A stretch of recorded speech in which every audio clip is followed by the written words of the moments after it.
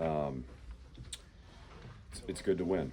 And I'm at a point in my life where I don't take wins for granted. And sometimes, it's not exactly how you want it to be, but you gotta take the time to celebrate and enjoy it. These guys have worked really hard and earned that win. And I think it was a game where we started the right way.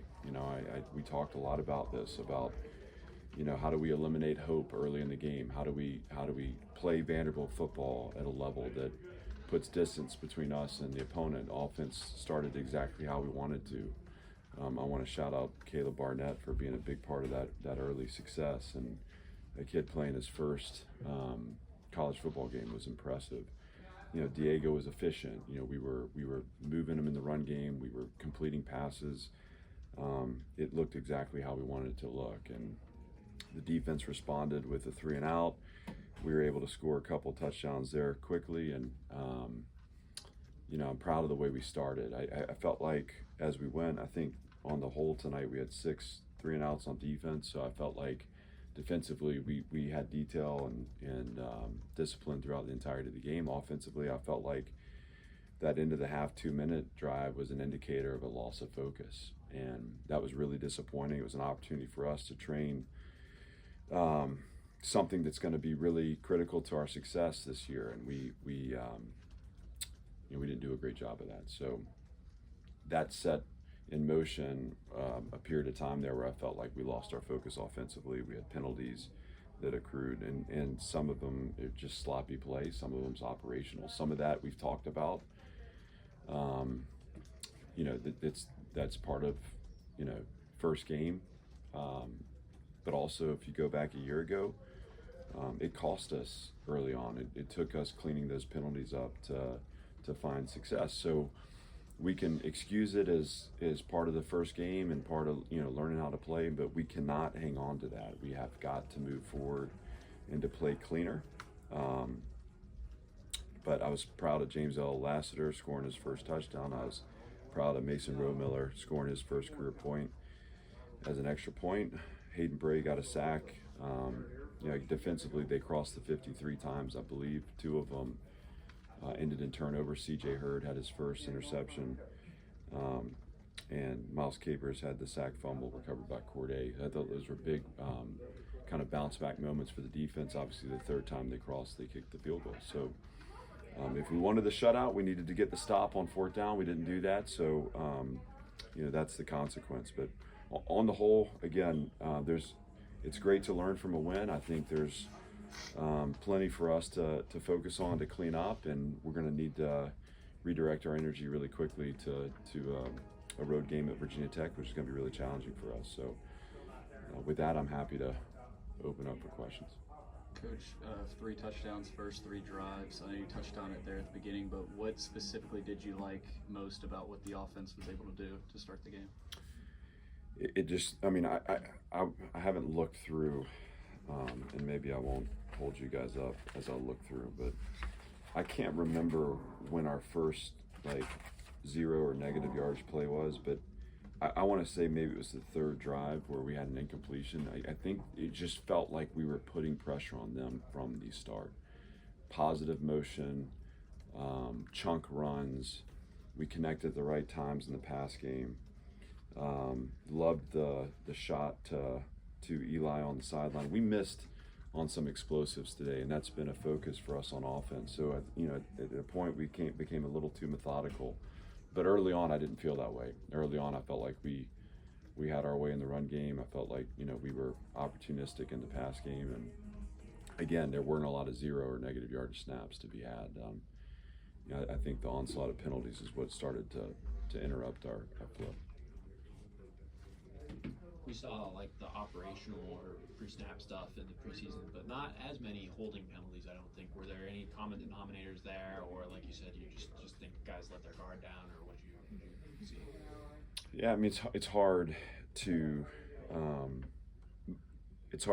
comment on that just because I need to watch the film. But what I sense is that we lost fundamental technical focus, and when you do that, you stop moving your feet.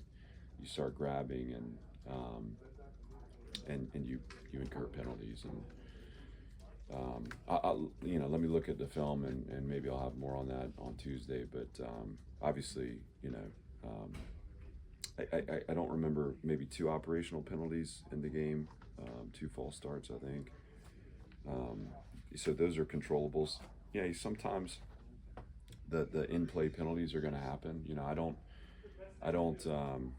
Hey, when we're playing hard and we got to be able to bounce back the next snap when we take on negative plays and penalties that happen during the snap when we're being competitive. But it felt to me like, again, that lack of fundamental technical focus that gave way to us grabbing, holding, and obviously stripped away a big touchdown for Richie Hoskins. That was a huge play in that moment that we had to erase. So probably to go on, not that you need me to go on, but one of the most frustrating parts of that into half 2 minute is we are right on the doorstep of field goal range, and again, for us to get points in that drive is the goal. Obviously we want a touchdown, but to back up twice with holding penalties is just, you're just shooting yourself in the foot. So really frustrated about that, but we'll coach it and fix it and move forward from it.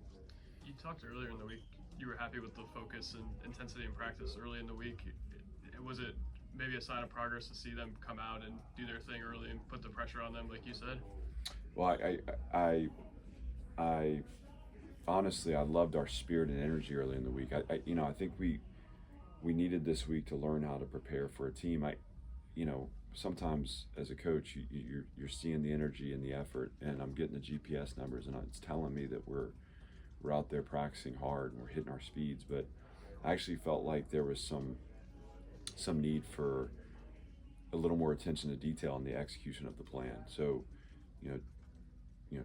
specifically on Tuesday, Sunday to Tuesday, I felt like I saw a drop off in just our details. And I think building trust and preparation is about executing on the practice field. And we're not going to have the luxury of having an extra day for most of the games that we play, certainly not this week. So we have to have a little bit more urgency in the way we approach those details. But again, this is a team that's energy and spirited and has energy. And I felt like they redirected Wednesday, Thursday. I thought Friday was an excellent walkthrough in all 3 phases, and that showed up for us tonight early. So I think there's, we'll spend time on Sunday just talking about why we do what we do each day of the week, why it's important, where their focus needs to be, because we're in a mode of execution now, and every week's a climb for us and a new challenge, and we can't waste times. Your mistakes now have consequences. This isn't training camp, and so I hope that we have a little better perspective on that heading into next week. How important was it to have such a wide margin that you were able to get so many different players in the game, and players, some cases, their first taste of college football? Well, obviously that's a great luxury, and it's awesome. Those kids deserve it. Those players deserve to be out there, and so to be able to put distance between us and the opponent gives us a chance to get guys critical snaps that, again, James L gets his touch, and he's got 1 rush for 35 yards and a touchdown, I think. And so, there's someone who's looking to earn more. I think there are guys that have given a lot to this program that haven't had a chance to play, and to reward those guys meant a lot. There's also young players playing their first college football game that have a chance to play more than special team snaps. I think about Carson Lawrence and Austin Howard and Vanzel Hinton, and I'm sure there are others. So it's going to help us over the course of a season. It's great to reward those guys for their hard work, and for many of them, it's just the beginning. Coach, What do you think Diego did in terms of protecting himself today, and would you like to see him slide more in general? Yeah, I wasn't. I said at one point, he pulled a ball on a read, and I'd like to see him, not get hit. He plays a certain way, and we have a physical line of scrimmage, and we have a physical run game, and we need to lean on that because we understand that we need him healthy late in the season. I still think that it's hard for me coach him out of his competitive edge, and I think we're going to need that edge as the year goes. But I want to see us do a better job of protecting him where we can, and leaning on MK, and leaning on SETI, and leaning on this line of scrimmage, and AJ Newberry too, who, by the way, I believe scored another touchdown tonight, if I'm not mistaken there. Yep. Thank you, guys. That's going to be important for us. We have the tools to take care of him. We need him to play with edge when we need him to play with edge. I'd love to see us get things going without him having to carry the ball every time. And you know, let's protect him in the pocket. You know, I mean, I think he's taking undue hits. We need to do a better job of protecting without holding, and keeping him clean, and take a lot of pride. And Coach K does that. These guys, we have a great O-line and a great O-line coach, and Jeff Nady too. I mean, those guys do such a good job, but there's going to be learning from this game that we need to apply for. You gave it to Blaze late in the third quarter. What did you see from him on offense specifically? You know, he got a couple of opportunities to put the ball in the air. He's 1 for 3 for 5 yards. I think would have loved to see him connect on the throw to Martell that I thought Martell had a chance to come down with. The one that I believe would have ended in a touchdown. He had the other one he threw that got intercepted, but it was off the defense pass interference. So, you know, look, first game action. You know, I felt like he ran the ball well. I felt like he made good decisions back there on the whole, and you know, we're going to need him too. And I would have loved to have seen Drew Dickey get out there, because Drew's had a great training camp, and you know, unfortunately, we couldn't get to the stop defensively that we needed to get him a chance. But Drew's time will come also, and between those two guys, we have to give them opportunities to separate. They'll get those opportunities in practice as well. But I was happy to get Blaze out there, and you know, we will need him to continue to develop. It felt like Troy Richardson was one of the tone setters early on the offensive end. He led the team in receptions tonight. Just what were your thoughts on what Troy's performance was like? I thought there was some really good catch and run there. Obviously, we've seen that in practice. He's just been such a steady contributor through training camp. Catches the ball well, and again, he can hit the gas and get the ball vertical too. So, yeah, I was happy for him. You know, I mean, he's had a wayward path to Vanderbilt. He's been such a great team member for us, and I'm grateful to have him here. And you know, in his first time in black and gold, I felt like he represented himself really well. And like you said, I mean, to have he and Caleb contributing there early in those drives was important, and we're going to need more of that. How big of a deal was it for you guys to sell this game out? Well, I mean, that was very meaningful. I certainly don't take the environment for granted. And in fact, I think it's one of those things that, you know, as we kind of took the field and there in the first quarter, you just take it all in. I mean, that is what the vision has always been. You know, can we have a stadium that's full of black and gold, and a team that's tough and explosive and is fun to watch play and physical. I don't know, those moments are special to me, because when you see kind of the dream come into life and you realize what the potential is here, you know, that was special. So I think everyone who came out to support this program, again, I thought our students showed up again.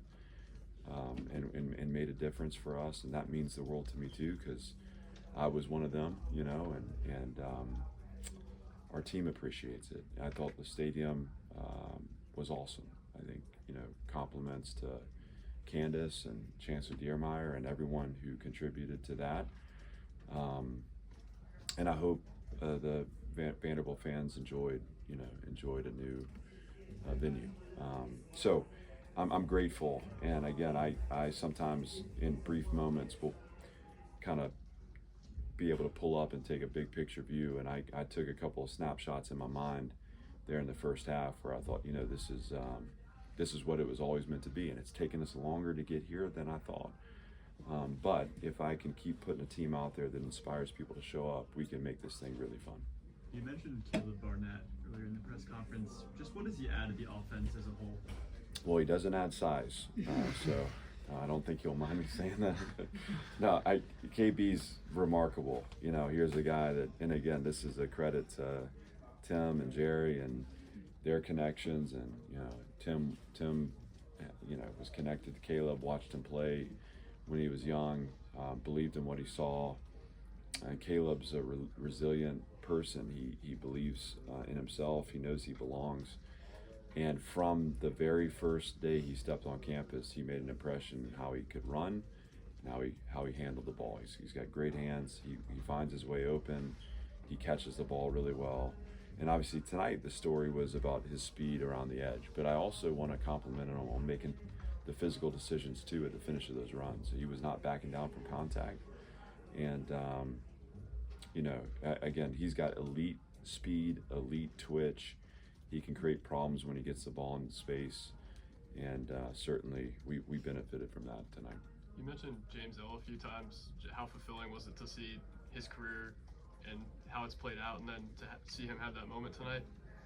Yeah, I mean, I hope that's a sign of things to come. You know, James L's challenge is that he's got to show consistency, and he's got to show the ability to handle himself down in, down out, to expand his role. But you know, we felt like he has the opportunity to have an impact, to have a set of plays, to get some touches throughout the game. And again, this was, I think it was the first scrimmage that, you know, he maybe had 15 plays, but he scored a couple times. Like, it felt like every time he touched the ball, it was an explosive.